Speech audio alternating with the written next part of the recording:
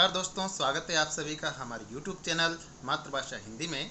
जैसा कि आपने गत वीडियो में कबीरदास जी का परिचय प्राप्त कर लिया है, तो उसी क्रम को आगे बढ़ाते हुए आज हम हिंदी काव्य जगत के एक और महाकवि लोकनायक तुलसीदास जी के बारे में और उनके काव्य संसार के बारे में परिचित होंगे।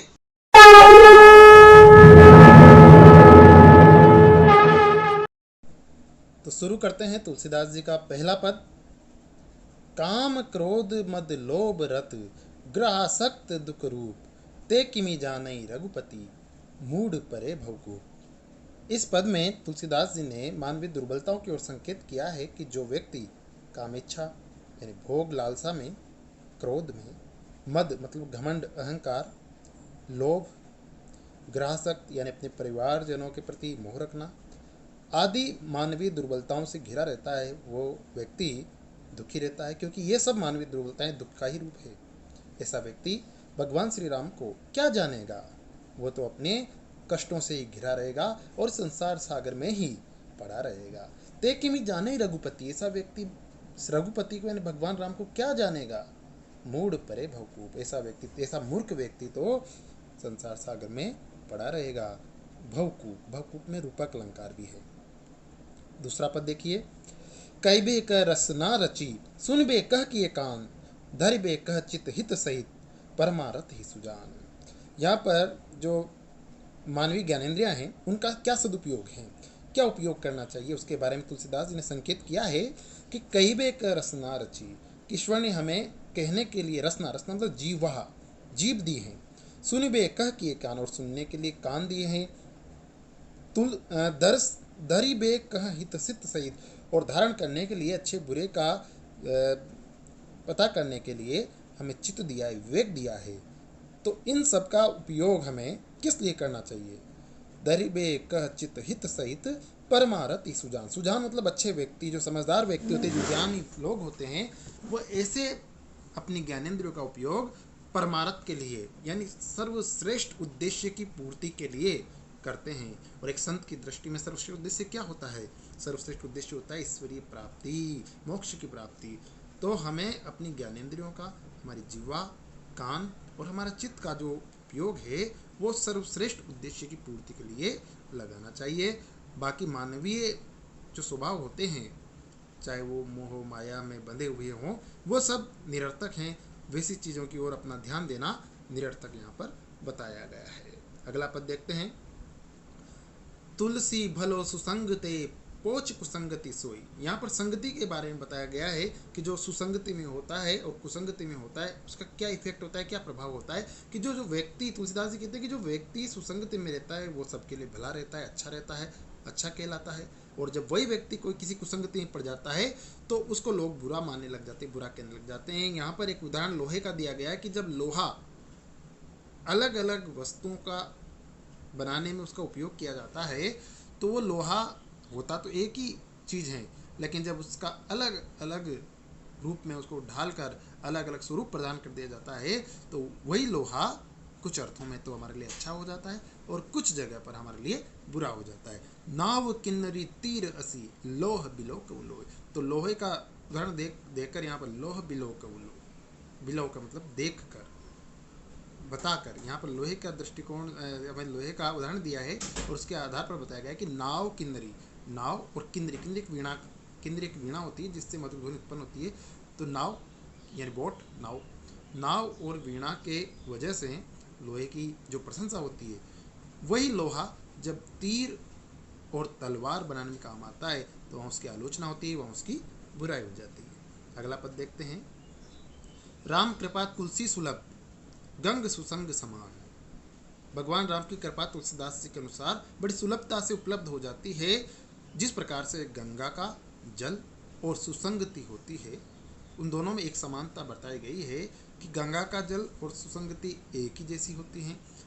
जो जल परे जो जन मिले कीजे आपु समान। जिस प्रकार से गंगा के जल में कोई सा भी नाला, कोई सी भी नदी का पानी आकर मिल जाता है तो वो गंगा के समान पवित्र हो जाता है। उसी प्रकार सत्संगति में जब व्यक्ति, चाहे वो किसी भी प्रकार के स्वभाव का हो, जब सत्संगति में वो होता है तो वह भी व्यक्ति अच्छा बन जाता है। उसका व्यक्ति का भी जो व्यक्तित्व होता है, स्वभाव होता है, वो सत्संगति वाले अन्य सज्जनों की तरह हो जाता है।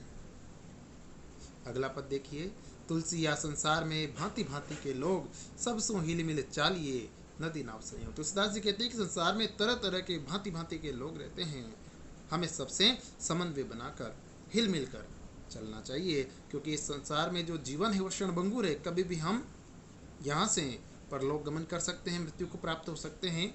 ये जो मानव शरीर है क्षणभंगुर है, इसका कोई भरोसा नहीं है।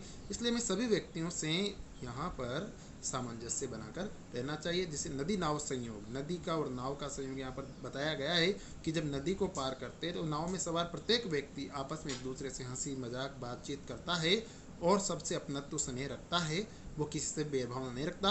और जैसे नाव नदी के किनारे पर पहुंचती है, सब नाव से उतरते हैं और अपने घर के लिए रवाना हो जाते हैं। उसी प्रकार यहाँ पर ये मानव जीवन है, संसार में यहाँ पर हम आते हैं, लोक व्यवहार करते हैं, जीवन जीते हैं और किसी भी समय इस जगत को, संसार को छोड़कर चले जाते हैं। अगला पद देखिए, तुलसी पावस के समय धरी कोकिलन मोन, अब तो दादुर बोलिए हमें पूछी है कौन। यहाँ पर उचित समय और उचित अवसर पर हमारे बोलने के बारे में तुलसीदास जी ने विवरण दिया है कि जब उचित अवसर होता है तभी हमें बोलना चाहिए। जो अच्छे व्यक्ति होते हैं, सज्जन व्यक्ति होते हैं, ज्ञानवान व्यक्ति होते हैं, वो उचित अवसर बोलते हैं। वो बेवजह जब परिस्थितियाँ प्रतिकूल होती है तो फिर वो अपने आप को मौन रखते हैं। तुलसी पावस, पावस मतलब वर्षा, तुलसी पावस के समय जब वर्षा ऋतु आती है तो तुलसीदास जी कहते हैं कि वर्षा ऋतु के समय में जो कोयल होती है बड़ा मधुर गाती है, लेकिन फिर भी वो मौन रहती है, क्योंकि वर्षा ऋतु में जो लोग सामान्य व्यक्ति होते हैं वो केवल मेंढक मोर की आवाज़ ही उनको प्रिय लगती है। यानी मेंढक बोलेंगे तो सामान्य सी बात है कि वर्षा होगी, तो उस समय वर्षा की आवश्यकता होती है, तो मेंढक की जो ध्वनि होती है वो लोगों को बड़ी प्रिय लगती है। और उस समय चाहे कोयल बोलेगी, लेकिन कोयल का कोई महत्व नहीं रहता है, इसलिए कोयल उस समय मौन रहती है, क्योंकि वो जानती है कि अब तो दादुर बोलिए हमें पूछिए है कौन, कि अब तो मेंढकों का बोलना, मेंढकों का टटर करना है लोगों को प्रिय लगेगा, हमें कौन पूछेगा, इसलिए हमारा इस समय मौन रहना ही उचित है। आखिरी और अंतिम पद यहाँ पर तुलसीदास जी का, तुलसी असमय के सखा धीरज धर्म विवेक, साहित्य साहस सत्यव्रत राम भरोसो एक। यहाँ पर तुलसीदास जी ने असमय, असमय मतलब विषम परिस्थितियाँ, देखिए समय और असमय दोनों एक दूसरे के विपरीत शब्द हैं।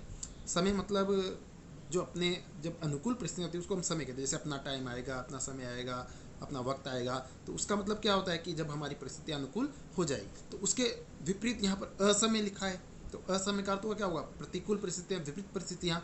तो उन विपरीत परिस्थितियों के बारे में यहाँ पर तुलसीदास जी ने कहा है कि जब मनुष्य की, लोगों की जो परिस्थितियाँ विपरीत होती है तब उनके क्या क्या एक तरह से सखा होते हैं, उस समय के क्या क्या चीज़ उनको नहीं छोड़नी चाहिए, उनके बारे में यहाँ पर तुलसीदास ने कहा है कि तुलसी असमय के सखा धीरज धर्म विवेक, साहित्य साहस सत्यव्रत राम भरोसो एक। तुलसी ने असमय के सखा बताए हैं, धीरज, धैर्य रखना चाहिए, धर्म, हमें धर्म पर अडिग रहना चाहिए, हमारे धर्म को छोड़ना नहीं चाहिए, विवेक, हमारे विवेक का त्याग नहीं करना चाहिए, अच्छे बुरे का जो हमें वह भान कराता है, जो हमें पता कराता है, वो विवेक हम बिल्कुल खुले दिमाग से सोचें, किसी की बातों में नहीं आई, बहकावे में नहीं आई।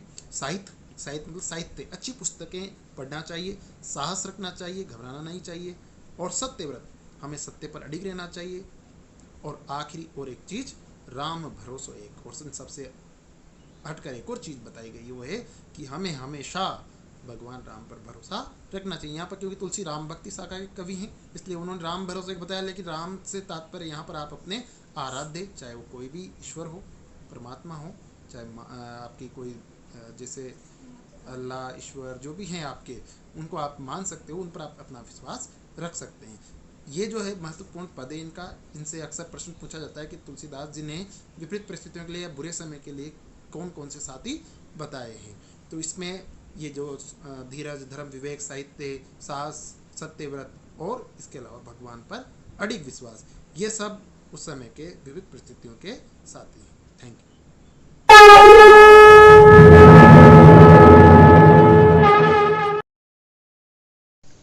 तो दोस्तों आज आप परिचित हुए हिंदी काव्य जगत के एक और लोकनायक महाकवि के काव्य संसार से हैं।